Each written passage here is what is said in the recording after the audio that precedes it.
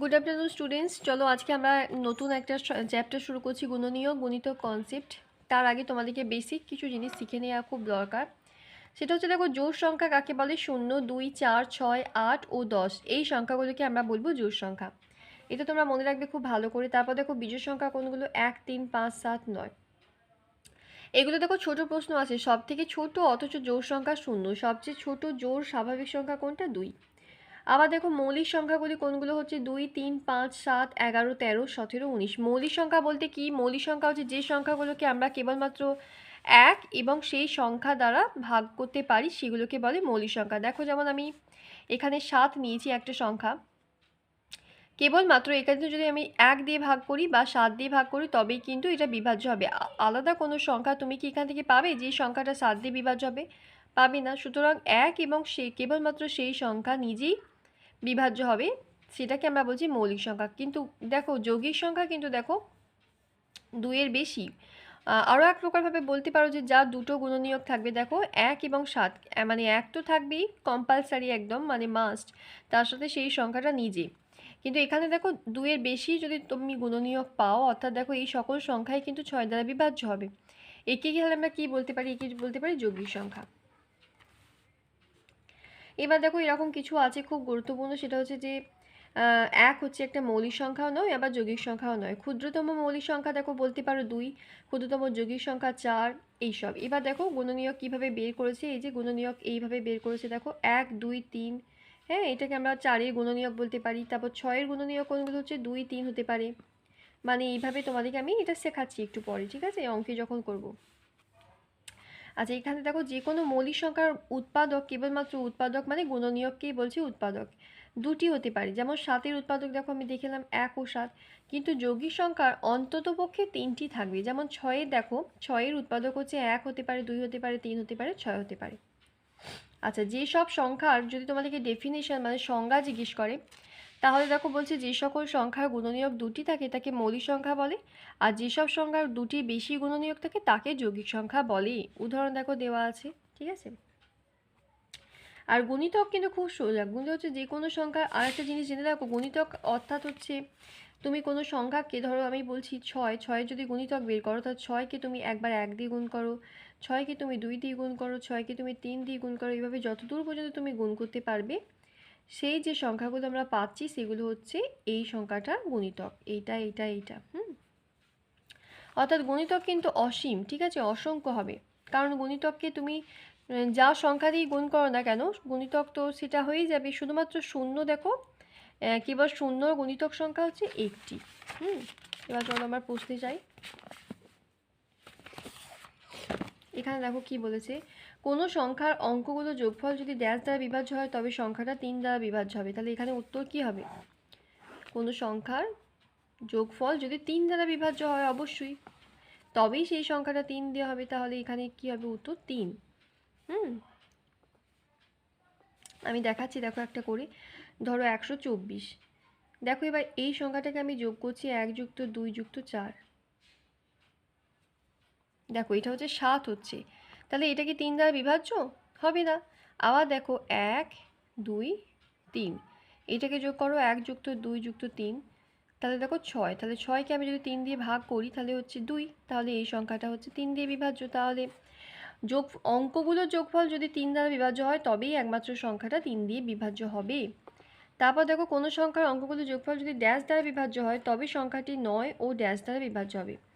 এখানে দেখো 9 দ্বারা যদি বিভাজ্য হয় হবে। দেখো ধরো একটা সংখ্যা লিখছি 1, 8, 0। এটাকে ধরো যোগ করছি এর অঙ্কগুলো, 1-এর সাথে 8, তার সাথে 0, তাহলে এখানে কত হচ্ছে? 9। 9কে আমি যদি 9 দিয়ে বিভাজ্য করি তাহলে এটা কি হবে? 1 মিলে গেল। তাহলে এই সংখ্যাটা 9 দিয়ে তো বিভাজ্য হবে, এই সাথে সাথে 3 দিয়েও বিভাজ্য হবে। দেখো 1-এর সাথে 8 যোগ করে তো 9 হচ্ছে, 9কে দেখো 3 দিয়ে যদি আমি ভাগ করি তাহলে 3 মিলে গেল। তাহলে মনে রাখবে যে সংখ্যা যোগ করলে যোগফল 9 দ্বারা বিভাজ্য হবে সেই সংখ্যাটাই কিন্তু 3 দিয়েও বিভাজ্য হবে, ঠিক আছে। মানে যে সংখ্যা 3 দিয়ে বিভাজ্য সেই সংখ্যাই 9 দিয়ে বিভাজ্য। তারপর দেখো এখানে বলেছে যে সকল সংখ্যা সেই সংখ্যাটি ড্যাশ অথবা ড্যাশ তবে তারা 5 দিয়ে বিভাজ্য। এগুলো সব বিভাজ্যতার নিয়ম, এগুলো তোমাকে পূর্ববর্তী আমি ক্লাসে দেখিয়েছি। আমার প্লে লিস্টে যাবে, আমার ডিসক্রিপশন বক্সে আমি লিঙ্ক দিয়ে দেবো, সেখান থেকে তোমরা দেখে নিতে পারো। সেখানে আমি বিভাজ্যতা নিয়ম শিখিয়েছি। দেখো তাহলে যে সংখ্যা শেষে 0 অথবা 5 থাকবে সেই সংখ্যাই 0 দ্বারা বিভাজ্য। নেক্সট দেখো 10 দ্বারা বিভাজ্য সংখ্যাগুলো ড্যাশ ও ড্যাশ দ্বারা বিভাজ্য। দেখো 10 দ্বারা যে সংখ্যাগুলো বিভাজ্য হবে সেগুলো অবশ্যই 5 দিয়েও বিভাজ্য হবে, আবার 10 দ্বারাও বিভাজ্য হবে। যেমন দেখো আমি বলি 50, 50 সংখ্যাটা দেখো 10 দিয়েও বিভাজ্য হবে, ঠিক আছে? 50কে যদি তুমি 10 দিয়ে ভাগ করো সেটা দিয়েও হবে। আবার 50কে যদি তুমি 5 দিয়ে ভাগ করতে চাও তাহলে 5 দিয়েও হবে, 5 10 50, ঠিক আছে? তারপরে দেখো 4-এর মৌলিক উৎপাদক ড্যাশ ও ড্যাশ। উৎপাদক অর্থাৎ তোমাকে গুণনীয়ক বের করতে হবে। হ্যাঁ, তাহলে 4-এর দেখো মৌলিক উৎপাদক আমরা কি কি পাচ্ছি? 1 তো পাবোই, তার সঙ্গে 2 পাবো, আর কি পাবো দেখো 4। তাহলে এখানে দেখো বলেছে যে 4-এর মৌলিক উৎপাদকগুলো কি কি? মৌলিক চেয়েছি, তাহলে তোমাকে 2 আর 1 এই দুটো হচ্ছে মৌলিক উৎপাদক। উত্তর হবে তোমার 1 আর 2। এবার দেখো এই সংখ্যাটা থেকে সবচেয়ে কম কত বিয়োগ করলে তা 10 দ্বারা বিভাজ্য হবে। চলো এইটা আমি তোমাকে আগের দিনও শিখিয়েছিলাম। প্রথমেই আমরা এটাকে কি করব? ভাগ করব। যেটা বলা আছে সেটা দিয়েই ভাগ করছি, ঠিক আছে? 10 দিয়ে ভাগ করি, চলো। 10 দিয়ে 30, 9 নামলো 0, 10 9 90, 7 নামলো 0 খাইয়ে আমরা এই 4টাকে নামাচ্ছি। দেখো 10 সাথে 70, তাহলে আমার ভাগশেষ কত পড়ে রইল? 4। তাহলে এটাই হচ্ছে তোমার উত্তর। অর্থাৎ তুমি যদি এই সংখ্যাটা, বড় যে সংখ্যাটা দেওয়া আছে এখান থেকে যদি তুমি 4 বিয়োগ দাও তাহলে তোমার যে সংখ্যাটা হবে সেটা পুরোপুরিভাবে 10 দিয়ে বিভাজ্য হবে। তাহলে উত্তর কত হবে তোমার? 4। এবার দেখো এখানে টিক আর ভুল দিতে বলেছে। প্রতিটি মৌলিক সংখ্যার মাত্র 2টি গুণনীয়ক থাকে। কি হবে? এটা তো তোমাদেরকে শিখিয়েছি, এটা অবশ্যই ঠিক। মৌলিক সংখ্যা দুটোই থাকে। তারপরে দেখো 6-এর মৌলিক উৎপাদক হলো 1 2 3। এটা তো ঠিকই, অবশ্যই 1 2 3, আর একটা হবে 6 হবে। দেখো আমি যদি তোমাদেরকে পাশে করে দেখাই, 6-এর গুণনীয়ক লিখছি বা উৎপাদক 1 হবে, 2 হবে, 3 হবে, 6 হবে। তাহলে কি হবে? 4টে। এখানে দেখো 3টে দিয়েছে, তাহলে এটা হবে। এটা কি ঠিক হবে? না। তারপরে দেখো নেক্সট 12-র উৎপাদকগুলো দেখো 1 2 3 4 6 12। হ্যাঁ, এগুলো তো ঠিকই দেওয়া আছে, তাহলে এটা ঠিক হবে। তারপরে দেখো কোনো সংখ্যার গুণনীয়কের সংখ্যা নির্দিষ্ট, অবশ্যই। কিন্তু তুমি যদি গুণিতক বের করতে চাও তাহলে কিন্তু অসংখ্য হবে। কারণ গুণিতক মানে কি? যে কোনো সংখ্যাকে তুমি যে কোনো স্বাভাবিক সংখ্যা দিয়ে গুণ করে করে করে করে যাও, যা পাবে তুমি সেটাই তার গুণিতক হবে। কিন্তু গুণনীয়ক একটা নির্দিষ্ট সংখ্যা পর্যন্ত হবে। ধরো এই যে 6টাই আমি করছি, এর কি আর কোনো গুণনীয়ক থাকতে পারে? থাকতে পারে না, সুতরাং নির্দিষ্ট। এই দেখো এখানে 25 50 75 100 এই শাড়িটার পঞ্চম সংখ্যা তোমাকে বলেছে 150। চলো আমরা তাহলে করে দেখি। 25 50 75 100, মানে দেখো 2 দিয়ে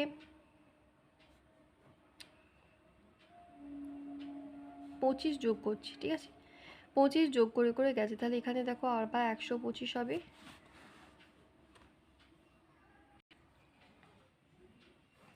125 সাথে 100 যোগ 50 হবে। তাহলে পঞ্চম সংখ্যাটা কত হচ্ছে? 1 2 3 1 2 3 4 5। তাহলে উত্তরটা ঠিকই আছে 150। তাহলে আমরা এটাতে কি দেবো? আমরা এটাতে টিক দেবো।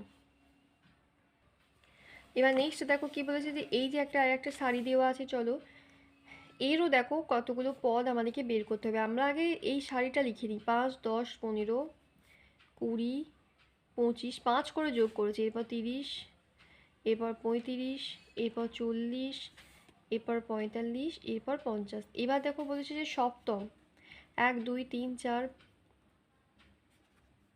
সপ্তম পদ, এটা অষ্টম পদ, এটা নবম পদ, এগুলো যোগফল বের করতে দিচ্ছে। চলো লিখে নিই, খুব সোজা। দেখো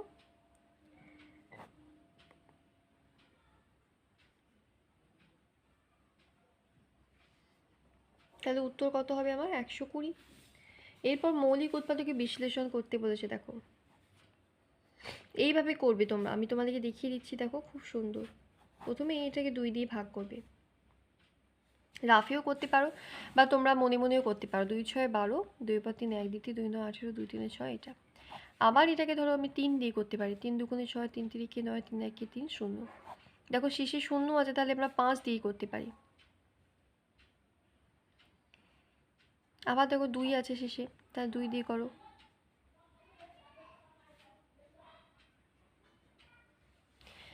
এখানে দেখো 231, এটাকে কি আর করা যাবে? হ্যাঁ 3 দিয়ে করা যাবে। দেখো 3 একে 4, 4 আর 2 6। আমি তো বলেছি যে যে সংখ্যাগুলো যোগফল 3 দিয়ে হবে, তাহলে দেখো 3 7 21। এটা তো অবশ্যই দেখো 7 দিয়ে হবে, 7 একে 7, 7 একে, তাহলে দেখো আর এখানে করা যাচ্ছে না। তাহলে মৌলিক উৎপাদক বিশ্লেষণ করলে আমার কি হবে? কোনগুলো মৌলিক? দেখো 2 গুণিত 3 এইভাবে লিখতে পারো। 2 গুণিত 3 গুণিত 5 গুণিত 2 গুণিত 3 গুণিত 7 গুণিত 11, এইভাবে বিশ্লেষণ করলাম। তারপর দেখো লাস্ট দিয়েছি এখানে একটা অঙ্ক। একটা বৃত্তের 4 ভাগে 3 ভাগ অংশকে তোমাকে নীল রং দিয়ে ফিল আপ করতে বলেছে। প্রথমে ধরো এরকম একটা বৃত্ত আঁকবে, এটাকে 4 ভাগে ভাগ করবে, তাহলে এর 3 ভাগ তোমাকে রং করতে বলেছে। অর্থাৎ তুমি ধরো এই অংশটা রং করবে, এই অংশটা রং করবে, এই অংশটা রং করবে, এটা হচ্ছে এইভাবে করবে। বুঝে গেছে? নেক্সট দিন আমরা এখানে দেখো গসাগু লসাগু কনসেপ্ট শিখবো, দিয়ে শেখার পরে আমরা প্রশ্নমালাটা করব। আজকের মতো এখানেই থাক। Thank you. তোমরা অবশ্যই আমার চ্যানেলটা সাবস্ক্রাইব করবে আর পাশে থাকা নোটিফিকেশান বেলটা প্রেস করে দেবে।